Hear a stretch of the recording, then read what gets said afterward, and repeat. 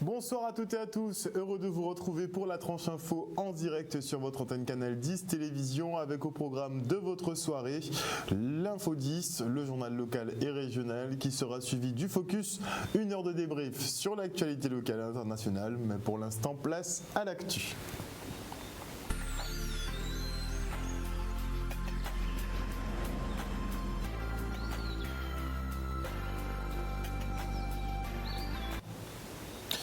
Nous sommes le mercredi 2 décembre 2020 et nous vous rappelons effectivement la disparition d'Antoinette Griffard qui est quand même portée disparue depuis le 25 novembre dernier. Âgée de 61 ans, elle mesure 1,53 m et de corpulence mince avec des cheveux grisonnants. Elle marche avec difficulté et semble perdue et au moment de sa disparition, elle portait un chemisier fuchsia avec une jupe couleur rouille et les cheveux décoiffés. Si vous l'apercevez, n'hésitez pas à contacter le SAMU, les forces de l'ordre ou bien sa famille au 06 90 53 09 05. Et depuis le Covid-19, beaucoup de choses ont changé, y compris la façon de nommer certains événements ou certaines choses tout simplement.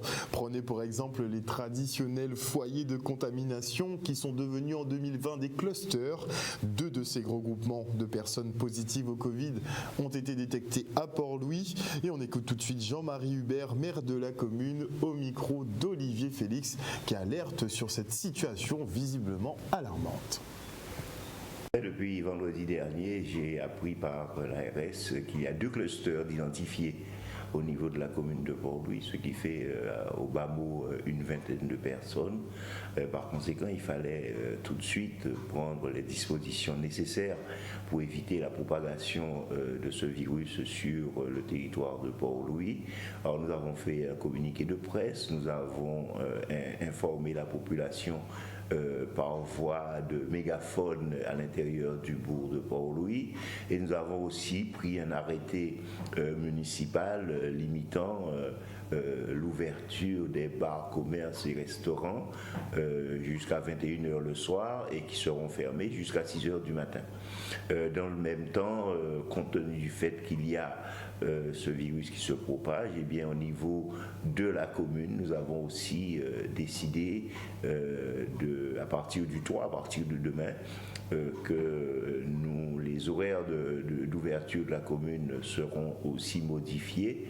Le personnel travaillera de 7h à 14h, ils respecteront les 35 heures, mais ils travailleront en continu de manière à éviter aussi la propagation et limiter dans le même temps au niveau de la commune de Port-Louis les effets néfastes de cette pandémie qu'est la Covid-19.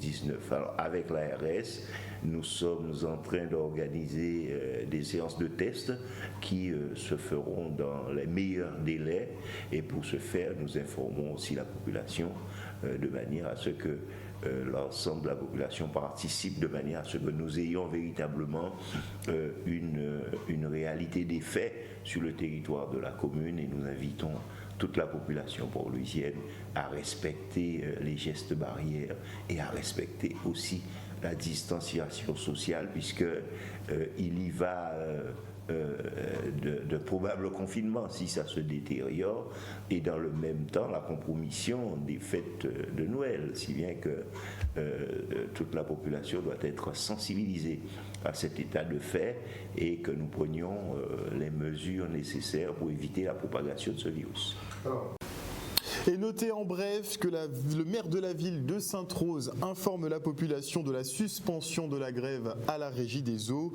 Les écoles rouvriront donc dès ce jeudi 3 décembre, à l'exception des écoles mixtes 1 et 2, ainsi que l'école maternelle du bourg de Sainte-Rose. Et on se rend maintenant aux côtés des agriculteurs du Nord Grande-Terre, victimes d'une nouvelle calamité agricole. Les pluies diluviennes du week-end dernier ont inondé les exploitations. Le reportage de Michel Depape. nous avons pu constater la catastrophe qu'a pu vivre les agriculteurs de Saint-François. Et nous ne pouvons pas rester insensibles à cela, bien au contraire, les accompagner depuis le début. C'est ce que nous avons fait toute la journée de dimanche pour trouver des solutions d'urgence. Et nous avions indiqué au président de la Chambre d'agriculture qu'il fallait qu'il vienne le plus vite possible sur le terrain pour constater.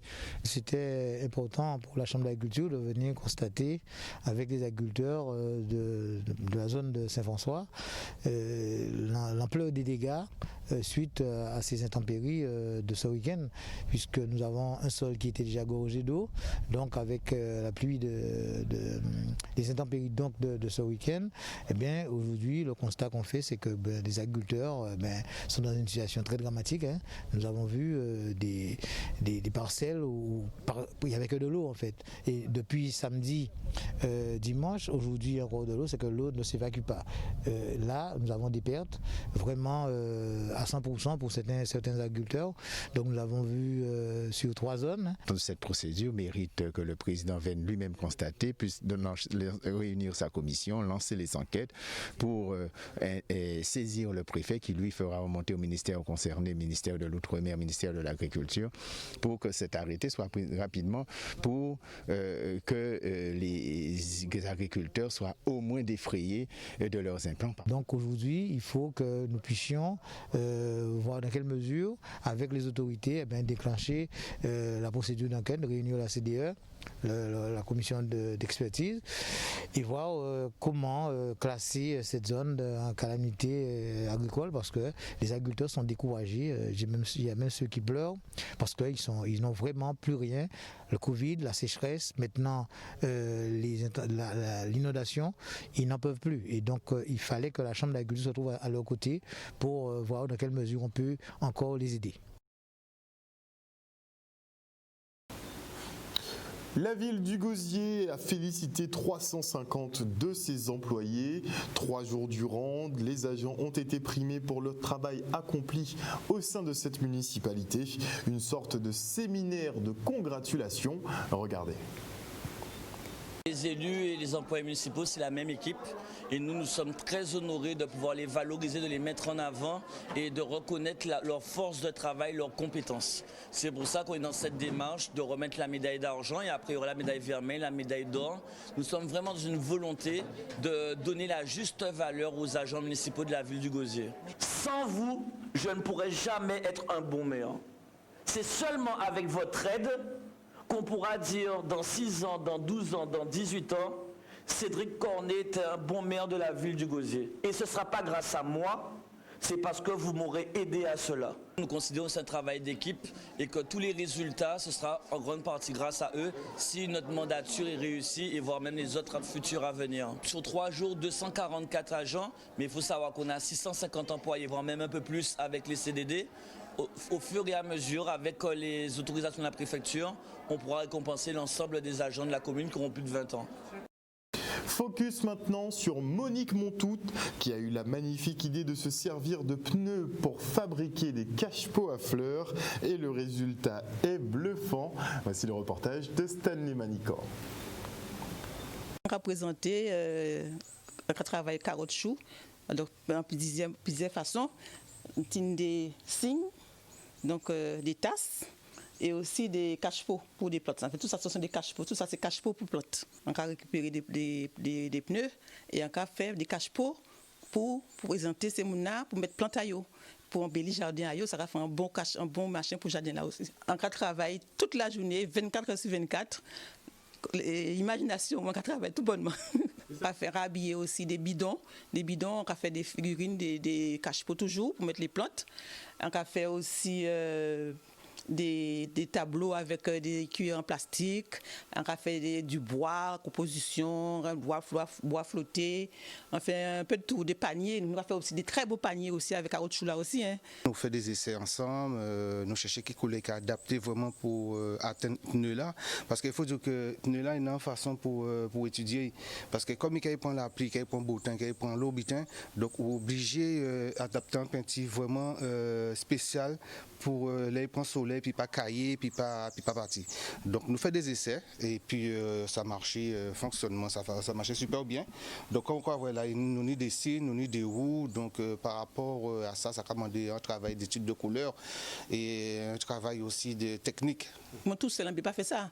Donc il faut des hommes avec moi aussi. Donc nous sommes une petite équipe, nous travaillons ensemble. Donc là on va préparer ou là, préparer toutes ces caches pour là ça. Donc déjà faire dans l'autre travail, tout en suite de travail à faire. J'ai aidé Monique dans toute œuvre d'art là en peine. Donc en peine c'est comme l'autre l'a dit, il y a un motif donc on a dessiné et on a peine.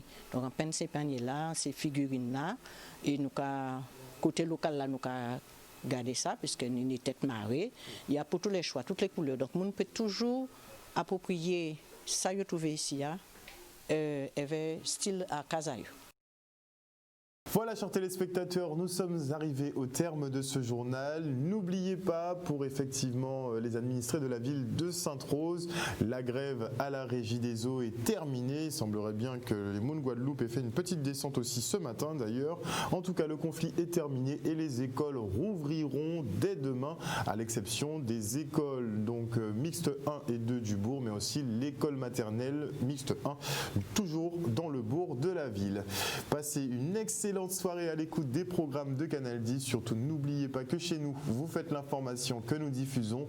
Le journal local revient demain à 18h30. Passez une bonne soirée. Bisous.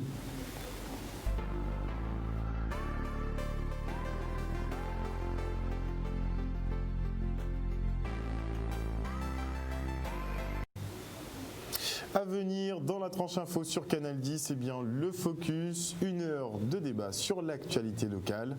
Ce sera tout de suite après la coupure pub. Restez branchés.